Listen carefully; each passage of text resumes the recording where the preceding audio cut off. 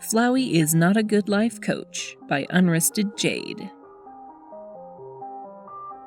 Chapter 20. Tantamount to drinking the piping hot sweat of your worst enemy. In the end, Papyrus decided against the ferry, opting to walk to Undyne's instead. It would add a couple of hours to his day, but he wasn't expected at the capital at any specific time. He needed to gather himself. He couldn't face Undyne while he was a shivering, nervous wreck. Had that really just happened? Had he really? As he traversed the neon-lit tunnel that made up the border between Hotland and Waterfall, it felt as though his consciousness lowered with the temperature, leaving him dreamy and detached from reality. His conversation with Alphys could well have been a dream, just something his mind conjured up out of stress and exhaustion, some kind of wish fulfillment. If he thought about it long and hard enough, he could almost convince himself that this was indeed the case. Almost. Passing into the vast, open cavern that held the capital at its far end, Papyrus stopped for a moment, taking in the view. New Home rose up in the distance, glowing with electric lights. A few scattered homesteads twinkled in the basin between the city and the high road he traveled on, pale imitations of the riot of crystalline stars on the ceiling far overhead. Papyrus looked up. Snowden had a few stars like these, though they didn't glow so bright, because fog or even clouds often obscured the ceiling. It was rare to really see them. A particularly large, bright crystal caught his eye. That was a star that had a lot of wishes piled up on it already, surely. He shifted his focus to a crystal nearby, flickering and dim like the stars in Snowden. It had the look of a star that was relatively unappreciated, passed over. He wished that he'd kept his mouth shut. He had many other wishes, but they were large and this was only a small star. After a few more minutes spent just existing, Papyrus moved on. Sometime later, in the waterlogged caves where a perpetual rain fell from the ceiling, a patch of echo flowers softly repeated Papyrus's startled yell back and forth. "Gee, Papyrus," Flowey said, shaking droplets from his petals. "You're always so jumpy." Fumbling to keep hold of both the binder and his umbrella, Papyrus stepped back. "You surprised me," he said. He ought to have been used to Flowey's habit of literally popping up at random by now, but no. It wouldn't do to look too shaken, though. Not after the mistake he'd made earlier today. He made a show of checking over the binder to ensure it hadn't gotten wet. Flowey blinked up at him. "Don't drop that in a puddle now," he said, "or you'll have to walk all the way back to the laboratory for another copy." He submerged to pop up again near Papyrus's boots, sharing the shelter of the umbrella. "There, that's better. I like water, but not that much." "Is there something I can do for you?" Papyrus asked, regretting it immediately. "It's just that I'm working right now, and..." "And what?" Flowey rustled his leaves. "Can't I say hi to my favorite? These last few days have been so lonely," he said, pouting. "You don't even visit me unless it's for practice." "I'm sorry," Papyrus said, out of pure reflex. "I've been very busy." Flowey sighed. "Anyway, if you're in such a rush, why didn't you take the ferry instead of walking all this way?" "The ferry isn't free, you know." Papyrus frowned. What did Flowey want? He hated not knowing. It felt dangerous. "Well, if saving the fare is more important than getting to Undyne's house quickly," Flowey said, smiling, "then what's the problem? You look so distressed, friend." He should have taken the ferry. How long had Flowey been following him, watching him? "What do you want?" Lacking a free hand to clap over his mouth, Papyrus silently cursed himself instead. That hadn't been smart. When he dared to look back down, Flowey's smile hadn't slipped an inch. "Someone's sure a grump today." Sticking his tongue out playfully, Flowey swayed on his stem. "I want attention, silly. I'm bored." Submerging again, Flowey popped up among the still yelling echo flowers. He giggled, and they picked up the sound, mingling it with the yell. Papyrus started walking. Not too fast, but he didn't want to stand still anymore. His joints felt loose and weak despite how tense he was. Flowey popped up farther down the path. "Is your brother's idiocy still bothering you? You know you can always come to me with any problems you have." He let Papyrus walk past him and popped up farther ahead again. "Did Alphys say something about it?"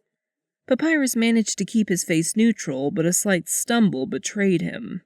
Water splashed up around his boots as he caught himself. He shook his head. No. "You've been dragging your feet and sighing since you left her lab. Don't worry about her," Flowey said. "She's always sticking her nose where it doesn't belong. I think she was an only child." Frowning, Papyrus forced himself back into motion. "What does that have to do with anything?" "I mean, she doesn't understand how rocky sibling relationships can be." Flowey grinned. "My sibling could say some pretty awful things when we argued. They were usually true, too." "Like what?" Papyrus asked, guessing that he was expected to. "Oh," Flowey said, "all kinds of things. That I was a crybaby, and I wasn't going to be any kind of a decent king if I didn't toughen up." He moved again to catch up with Papyrus. "They were right, of course. Like I said before, I was a failure. I had the chance to save everyone, and I blew it. I choked." Papyrus stumbled to a halt, his growing irritation fizzling out into something. Flowey and the little prince couldn't line up in his mind. He'd never known the prince, of course, but from what the story said, the difference couldn't be any more profound. Flowey was right. There was no point in calling him by his old name. That person might as well not exist anymore. Right? He flinched, just slightly when Flowey popped up at his feet again. "Maybe this is my punishment." Flowey shook himself off, droplets flying in all directions. "Still," he said, turning his face upward, "I guess it's not all bad. At least I have you." Were this anyone else, Papyrus would have offered some reassurance. Perhaps a hug or a few kind words. He wasn't sure what the point would be now, other than risking setting Flowey off with an incorrect response. They stood in silence, raindrops thudding against the umbrella. Doing his best to avoid looking at the crack in the cave wall and the furrow he'd left along the ground in the yard, Papyrus leaned up against the facade of Undyne's house while she skimmed through the master report. He ought to have been standing at ease. They were both on duty, technically, and she outranked him. But he was tired, despite the early hour, and she hadn't said anything about his unprofessional posture. So he leaned. "Wow, I can't believe you got it all done so fast." Undyne flipped the pages faster than she could possibly read them, her eye glazing over in a matter of seconds. "I would have gone insane. So much stuff." Papyrus nodded. "Yes, I know." Transcribing and summarizing everything had taken days and days and days of constant work. Without Sand's help, he had no choice but to tackle the handwritten reports on his own. He was pretty sure the migraine was permanent now. Undyne had the good grace to look sheepish. "Well, the next one won't be anywhere near as bad, since, unlike me, you'll actually remember to do it." She shut the binder and handed it back. Papyrus held the binder close to his chest, anxious to be on his way. If that was all that she was going to read, he seriously questioned why he'd made the trip at all. He kept his thoughts to himself. He insisted that he didn't have to come inside, so maybe she was trying to help him out by skimming over the report so quickly. "Good work," Undyne said, tapping the binder with one claw. "Looks snazzy all typed up like that." That was Alphys's idea. Credit where it was due. Alphys had saved him from having the world's worst case of writer's cramp on top of the headaches. She was very nice. "Yeah, the girl's a genius, isn't she?" Undyne grinned a broad, toothy grin. "She's the best." "Yes, she is," Papyrus said, guilt swamping him. He was so selfish. Leaning against the door jamb, Undyne looked him over, her grin fading. "So," she said, "you're down a tooth, I see." Super. Papyrus wished he had lips sometimes, if only to be able to keep that damn missing tooth out of sight. "I'm aware of that." Did people think he hadn't noticed or something? He knew what Undyne was going to ask, so why didn't she just ask and have it over with? Another accident? As a matter of fact, Papyrus said, bristling at her tone, yes, it was. Undyne crossed her arms. "You don't have spare teeth, Paps. The thing's gone." He shrugged, self-conscious, reaching up to probe at the empty socket with his finger. "I can have it healed later, or I'll have it replaced. It's fine." He didn't know if Flowey was a good enough healer to regenerate a missing part, but with an entire clearing to search, finding his tooth in the snow had been an impossible task. It wasn't like he was happy about it. The gap really marred his appearance. But there was nothing he could do about it right now, so it would be nice if everyone would stop drawing attention to it.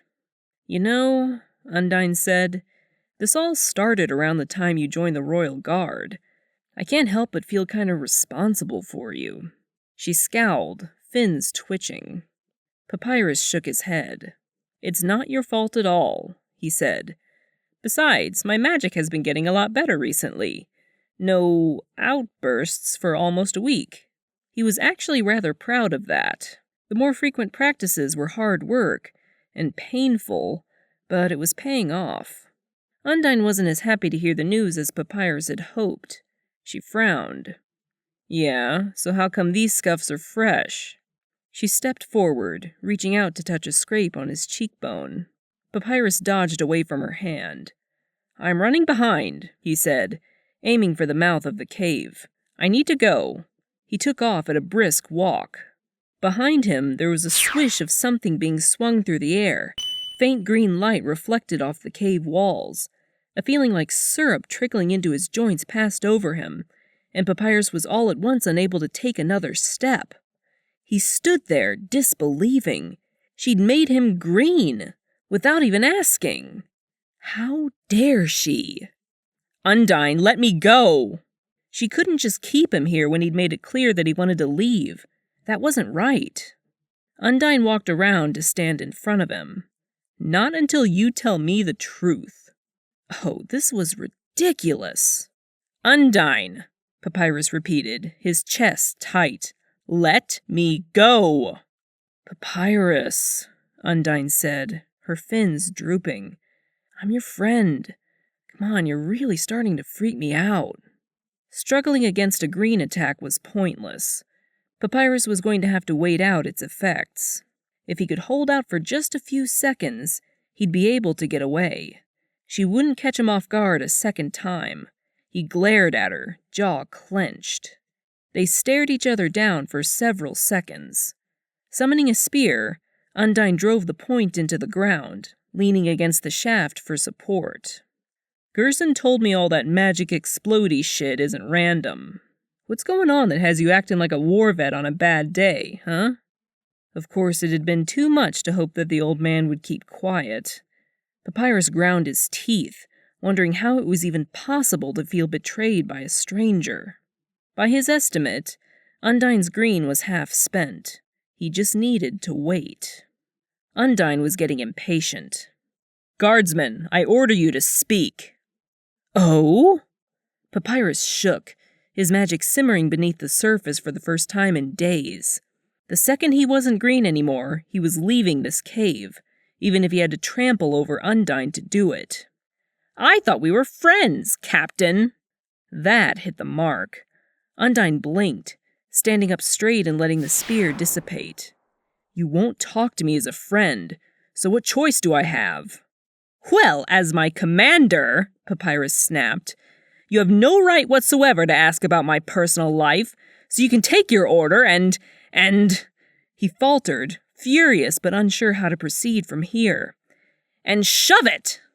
Undyne gaped at him, speechless. As angry as he was, he hated that it had come to this. But there was no choice.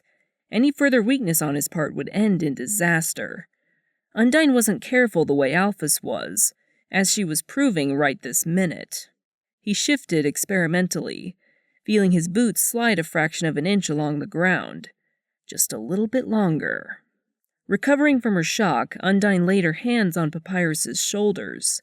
He tried to shake her off, but without really being able to move yet, he was unsuccessful. "Hey," she said, gentler than he'd ever heard her. "Whatever's going on, I can make it stop.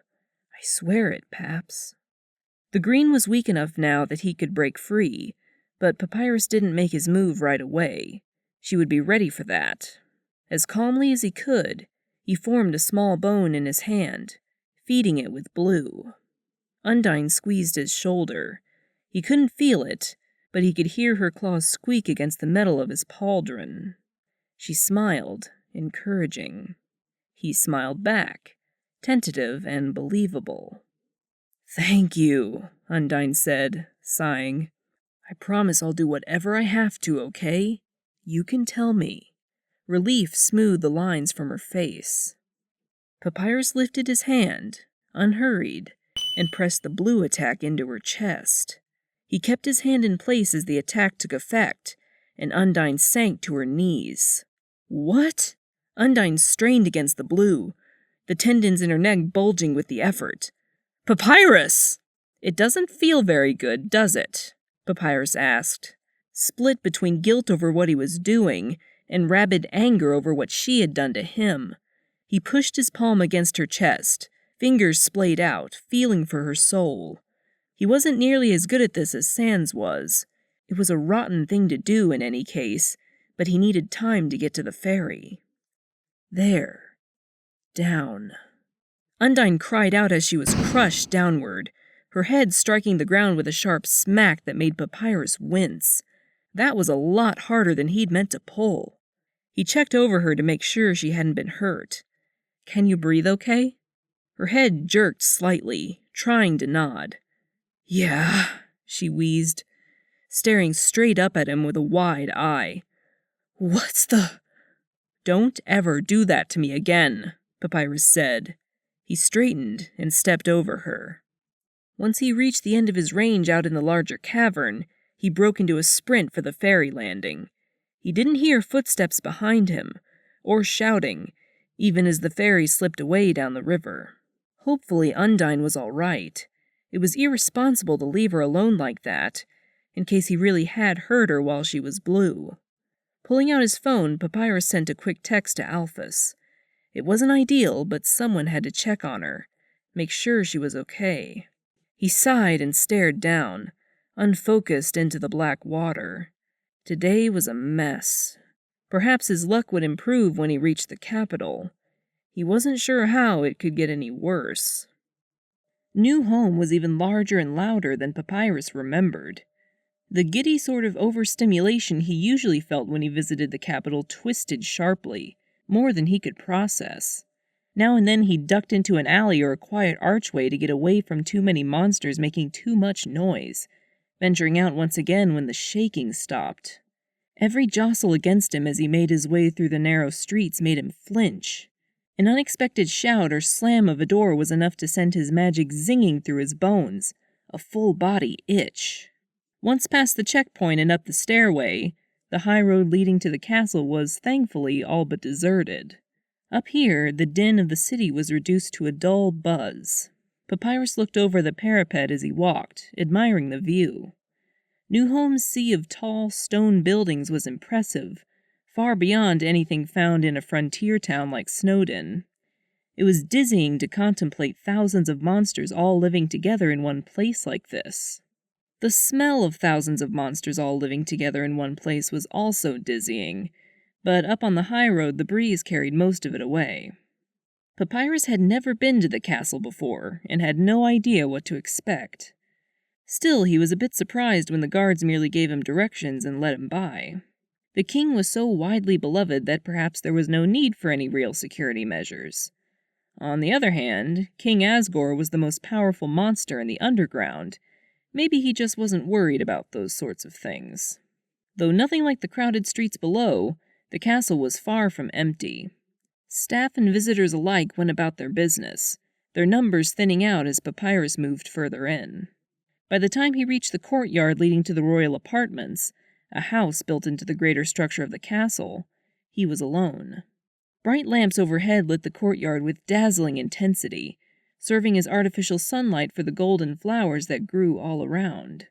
A delicate perfume filled the air, nauseating for some reason Papyrus couldn't place. He took a moment to settle himself. He couldn't very well meet the king looking half sick. Once he was more or less at ease, he started for the door. Halfway across the courtyard, one of the flowers spoke. "Ha! You sure showed her who's boss, huh?" "Wow," Flowey said, giggling while he watched Papyrus jump. "You didn't even see me at all." A trace of blue flame outlined the skeleton's gauntlet, but was swiftly quelled. Palm pressed to a chest that had no heart beating inside it, Papyrus glared down at him, just for a second. Then his expression shifted back to its now customary worried frown. "You scared the life out of me." Flowey swayed to and fro, matching the movement of the other flowers in the soft breeze. "Gee, I sure am sorry, friend.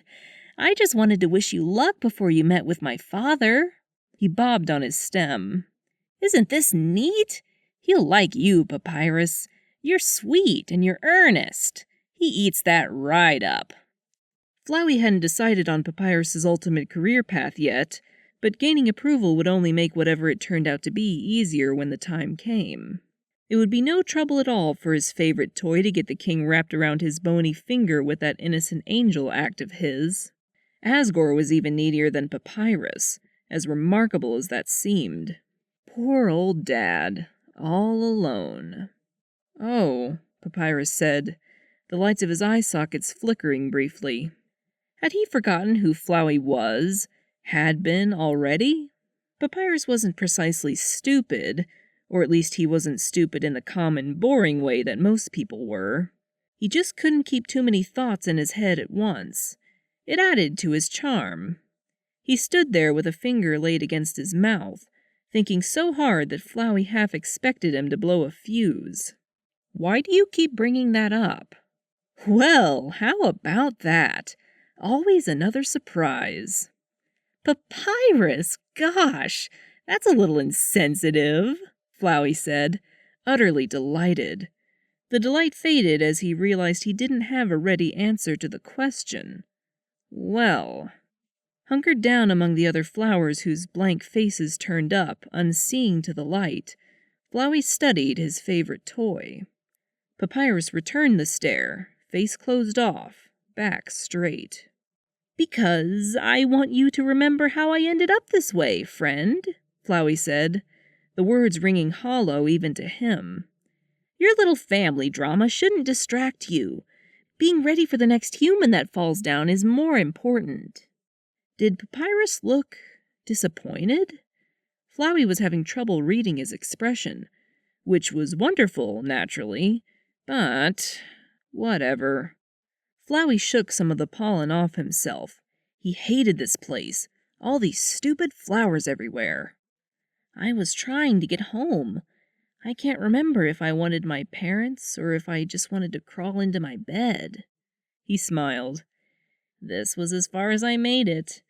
I collapsed right about where you're standing," he said. "You might even have some dust on your boots. Who knows?" He giggled as Papyrus took a pointed step back, visibly bothered by the idea. Subtly, the skeleton wiped his boots off on the grass. "Aw, it's okay," Flowey said. "Our dust is supposed to end up on the things we liked, right? I like you." He waited for a reply and didn't get one. Papyrus was pretty stoic these days, and that was great. Flowey certainly didn't need soppy declarations of friendship or useless pity. They were both too cool for that. "Anyway, my father is probably waiting for you. You'll want to have tea and a chat and waste your time," he said with an apologetic grin. "He's lonely and pathetic. It's up to you whether you want to humor him or not. I literally couldn't care less. It's funny," he went on, curious about where his own train of thought was taking him. "If things had gone differently, maybe you'd be reporting to the prince instead." What did he care about that?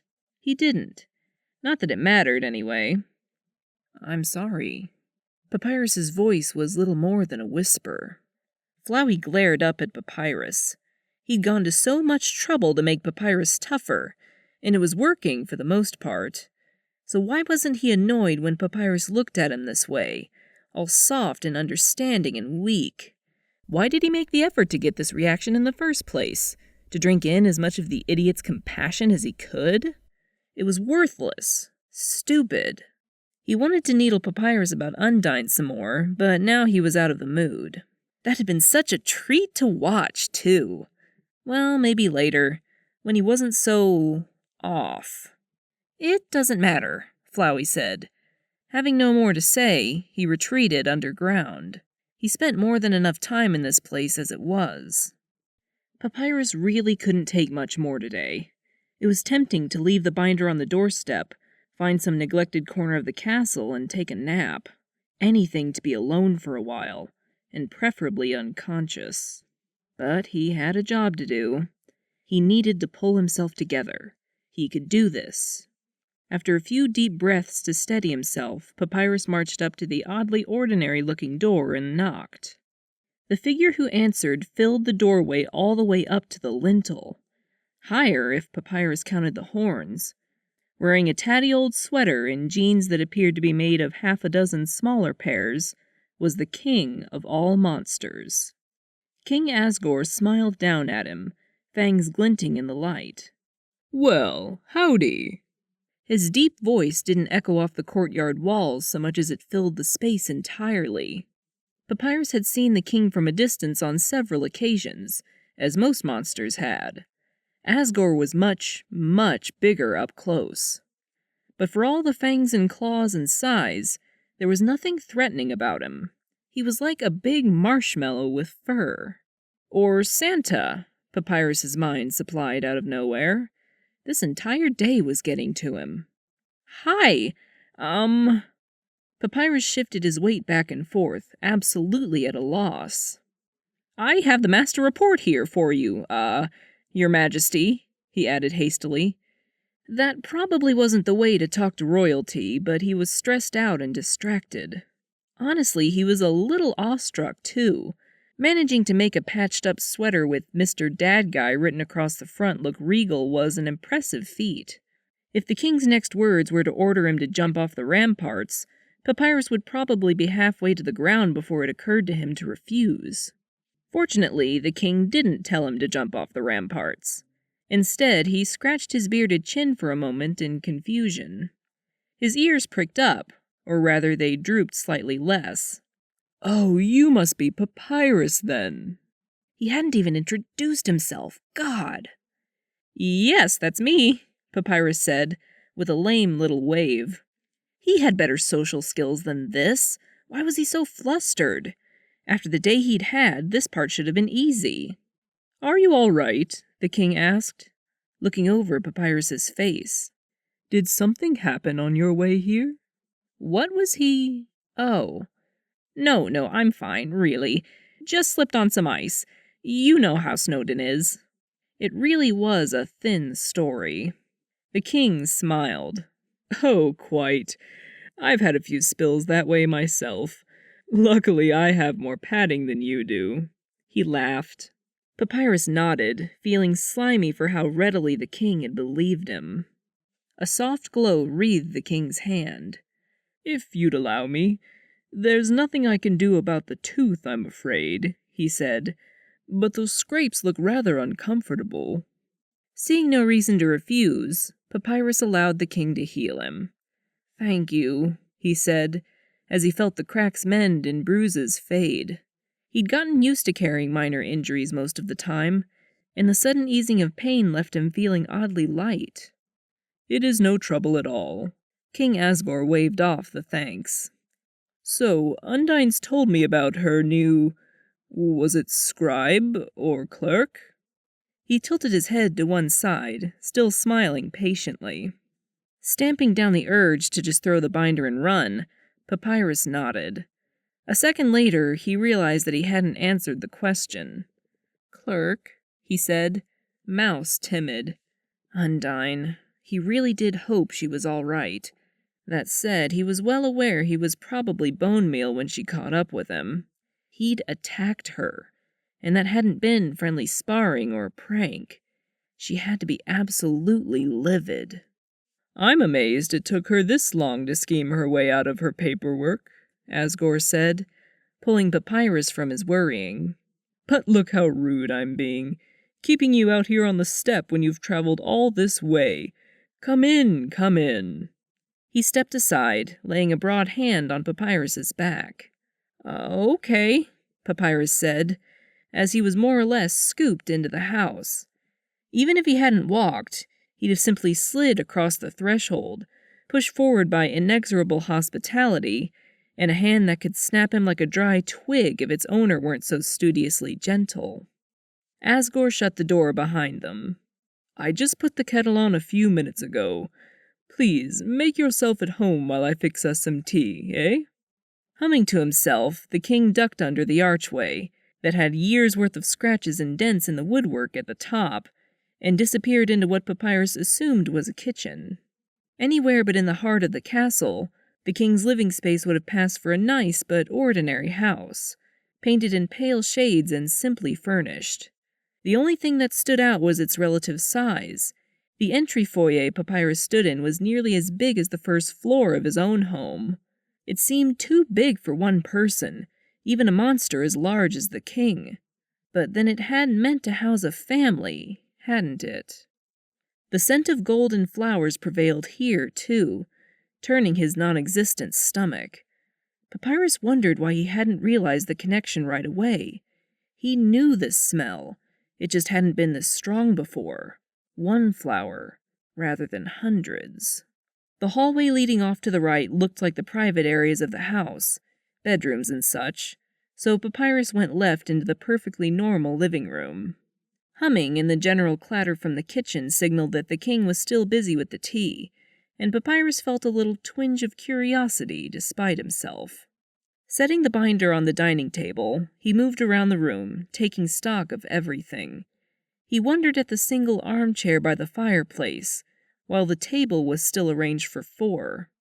He read the titles of some of the books on the bookshelf, a lot of texts on snails, along with some children's books, and examined the pictures on the mantelpiece.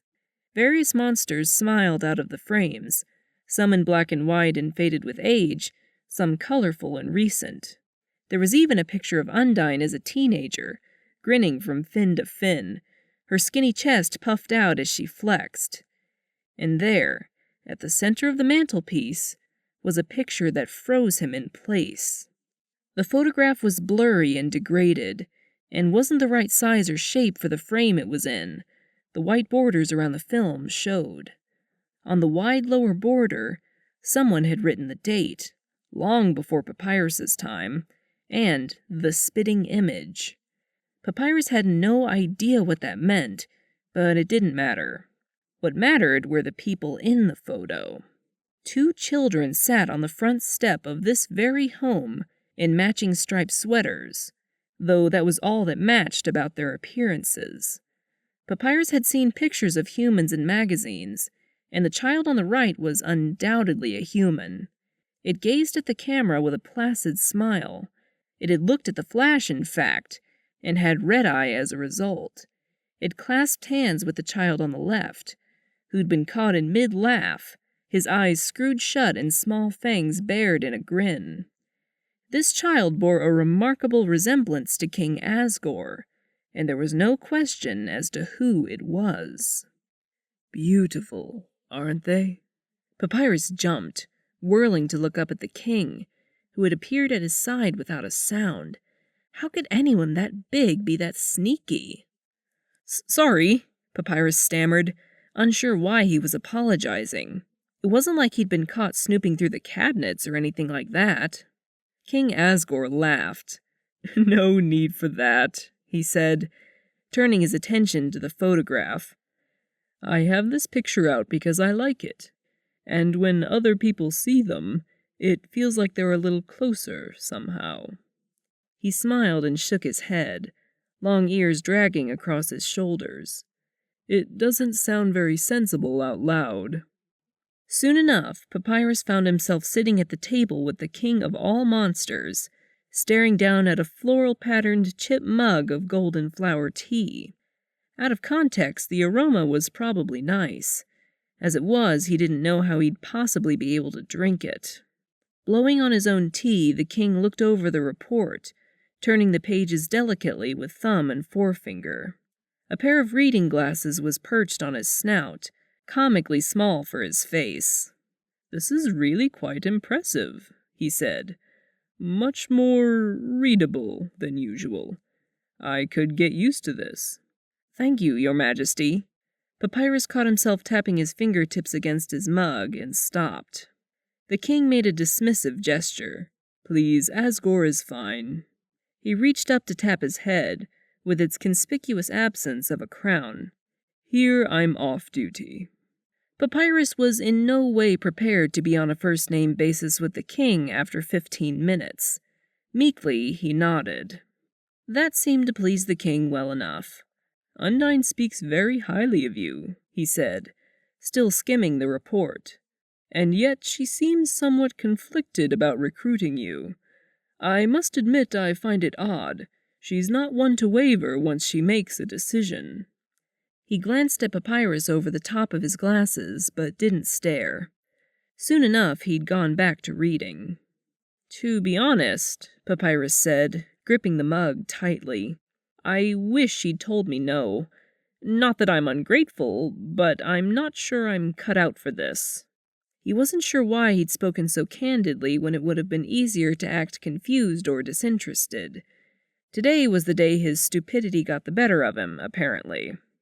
He took a sip of tea for the sake of politeness, stifling a sharp cough. The taste was worse than the smell, cloying and invasive. Wanting nothing more than to spit it out, Papyrus swallowed, shuddering. "Oh?" The king frowned. "I would be very sorry to go back to Undyne's reports after this, I must admit. What makes you say that, if I may ask?" Papyrus shifted in his seat, in no great hurry to put his misgivings into words. He didn't want to lie to Asgore again. That was probably treason or something. Besides, it didn't feel right, even though Papyrus had a very good reason to not be entirely truthful. He gripped his mug hard, as if it would help him. "Kindness isn't a handicap, you know." Papyrus looked up from his hands to find the king studying him, reading glasses set aside. Asgore closed the binder. "Whatever Undyne thinks, the guard doesn't need to be filled entirely with people like her. In fact," he said, "I'm of the opinion that a gentle person is exactly the sort who ought to be a guard." "I'm not sure what good I'll be able to do," Papyrus said, and that much was the truth.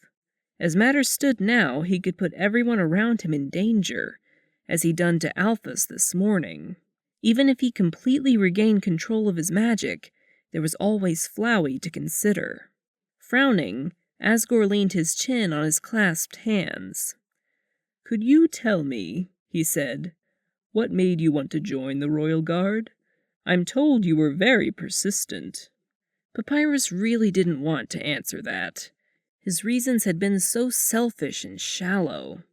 "I wanted to help people," he said, the words mocking him. There had been nothing noble about his ambitions. He wanted to be liked, and he wanted to feel needed. That was all. He'd already had that. He didn't anymore, and that was all his own fault.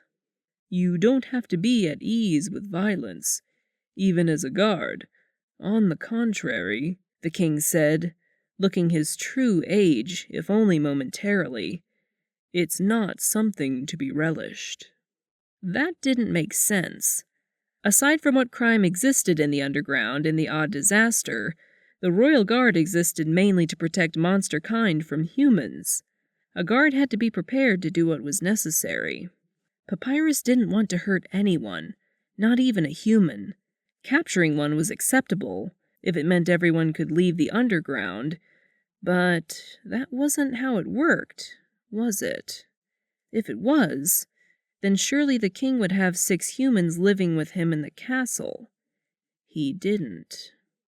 Papyrus could practically feel the eyes of that human child on him, staring out from the photograph next to... This wasn't the place to question what the king was doing, but he couldn't help either. Undyne had been right in the first place. Why did Flowey want him to do this so badly? Why him? Even without speaking, Papyrus's doubts must have shown on his face. Asgore sighed, reaching across the table to lay a hand over Papyrus's forearm, covering it entirely. I can't prevent you from leaving, if that is what you truly wish. Neither can Undyne, but there is a place for you here. You are needed, Guardsman Papyrus. Papyrus nodded. The king's hand was heavy, and warm even through the metal of his vambrace. The brief feeling of safety was nice, even if it was an illusion. Just heat and weight. If Papyrus hadn't been so tired, he'd have been tempted to walk from New Home all the way back to Snowden. Hours of walking held more appeal than hurrying back to get to that cold, silent house. The atmosphere at home wasn't tense. No.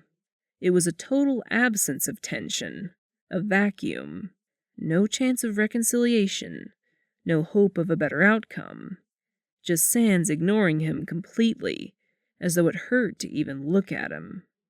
Maybe it was time to move out. Technically, it was Sans' house. He'd been the one to make the most payments on it, and it was his name on the deed. Papyrus just lived there and split the bills. Maybe it would be better if he left, gave his brother some space. He was only making Sans more miserable, after all. A nudge on his shoulder tugged Papyrus from his thoughts. He looked up into the hood of the river person, who pointed to the Snowden landing with a soft, sing-song hum. Home already. A small crowd had gathered in front of the library, whispering amongst themselves and looking to the east. Tired and too distracted by his own fretting to take much notice, Papyrus walked right into a short mouse woman. "Oh, I'm sorry," Papyrus said, catching the small monster before she could fall. Only then did he become aware of the people standing around him. Another monster in the crowd, one whose face Papyrus recognized as one of Sans' drinking buddies, grabbed his arm to get his attention. "Hey!" she said, pointing down the road. "What's going on, huh? Is Santa getting fired or something?" Papyrus blinked, puzzled. "What are you?" He looked in the direction she was pointing, the words dying in his throat. Undyne stood half inside the door of his house, keeping it open with her body. She was shouting.